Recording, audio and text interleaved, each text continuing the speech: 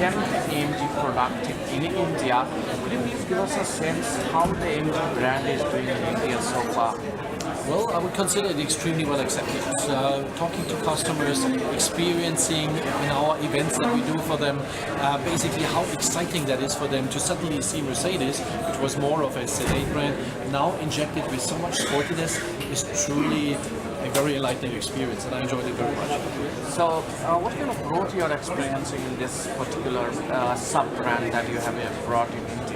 Well, basically, on the one hand, Mercedes-Benz is traditionally known for luxury, for safety, for comfort, right? But now we are able to extend that kind of reach into a completely new segment, which is the high-end sport cars. And we have injected everything that our colleagues at AMG know about race driving. The Formula One results and DTM results speak for themselves. We have been able to inject it in such a vehicle that is now available for Indian customers as well.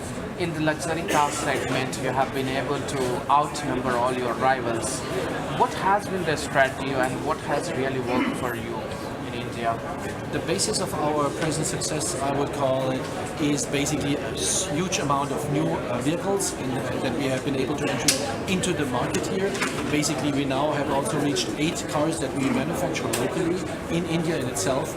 Plus, combine that with a stronger reach out to customers by going into 15 also new locations that our dealers have invested in together with us, basically gives us a much better reach for customers as well. And this combination of new products as well as a stronger approach closer to customers has been enabling us to reach completely new levels of sales performance as well. How do you see small market doing, and what is going to be your future focus for Mercedes-Benz to continue this momentum? Do you think and this year you will be able to outnumber the last year's #1 Audi?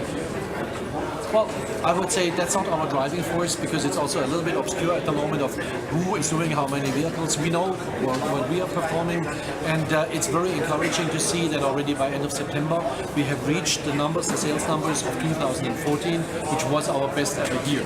So now, since October, we're basically adding to the fantastic year 2014 already, so we can rest assured we will be driving forwards into a very positive 2015. How do you see this luxury segment closing this year?